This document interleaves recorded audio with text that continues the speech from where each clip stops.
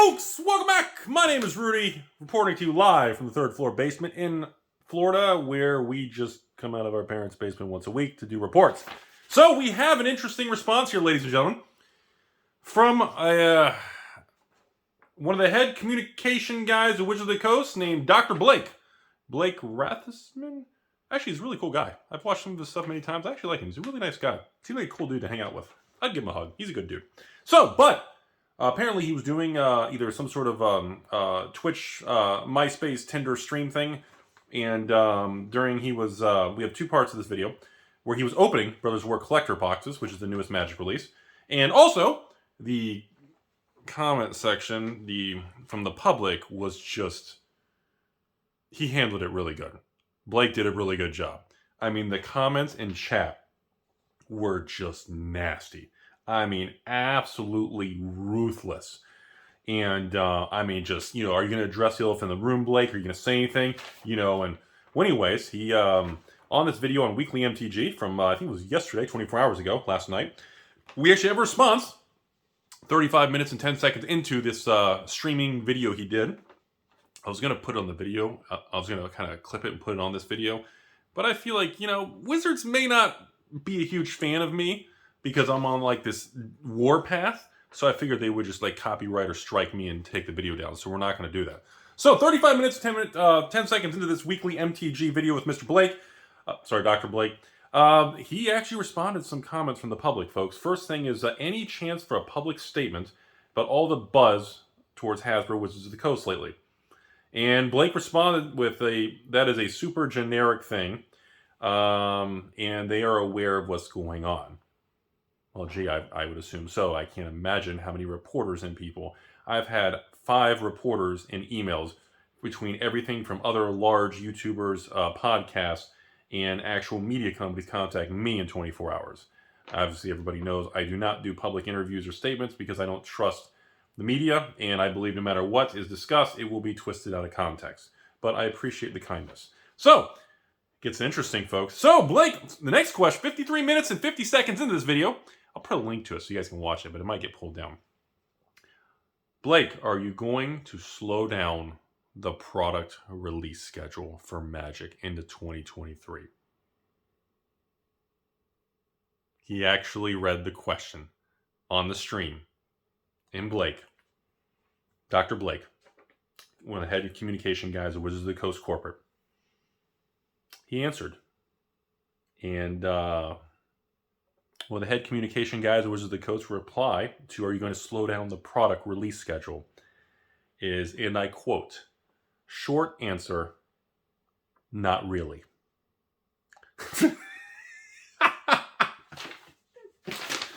So,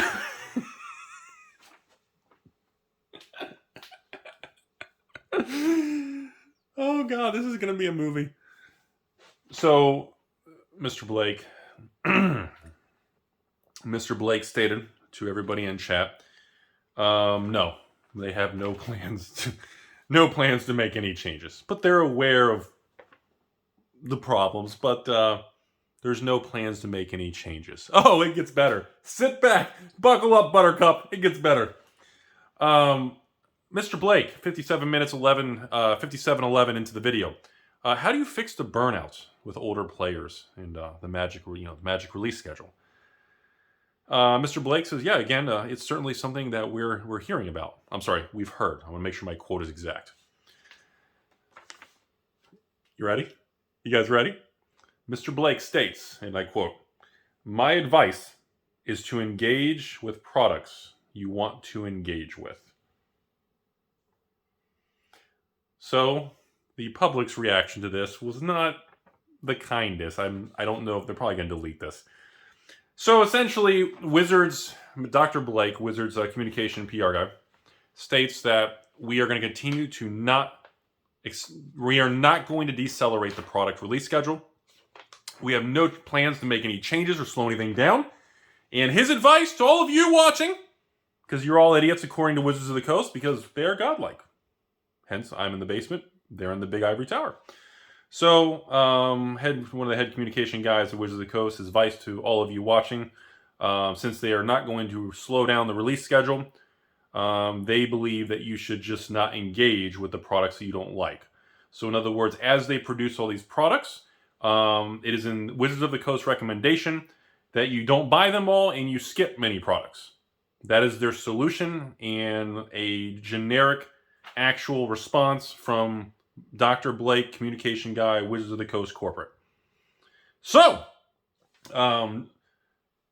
we appreciate the feedback, Blake, and I'm very honored to have a little comment, and it was shared with me by hundreds of people and sent. And I really appreciate you actually even answering something very kindly. I know those chat people were a little Rudy-like, a little bitchy and kind of mean to you. But I like that answer, Blake, and I agree with you.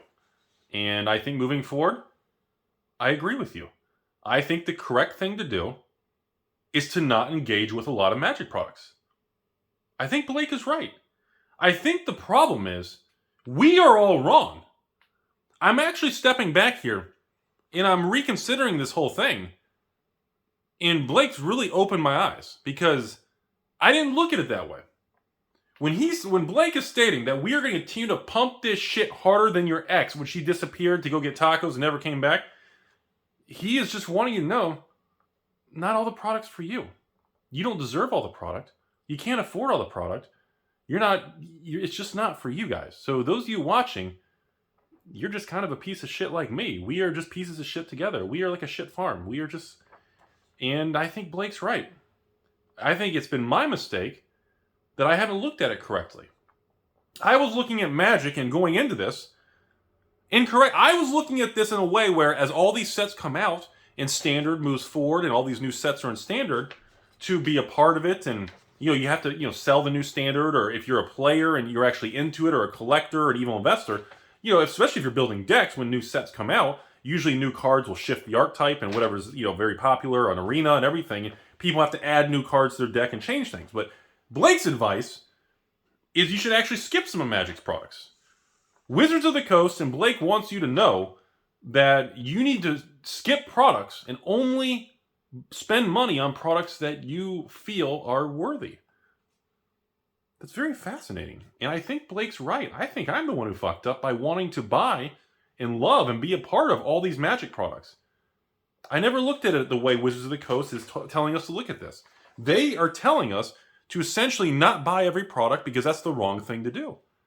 Now the question is, taking Blake's advice moving forward, and we start skipping many products. I just stopped skipping them. No more box openings. Other people just say, hey, what does that do to Hasbro and Magic? And then the next question is, why are they spending all this R&D, design, development, startup costs, and all these print runs and product lines if they don't want us to buy them all?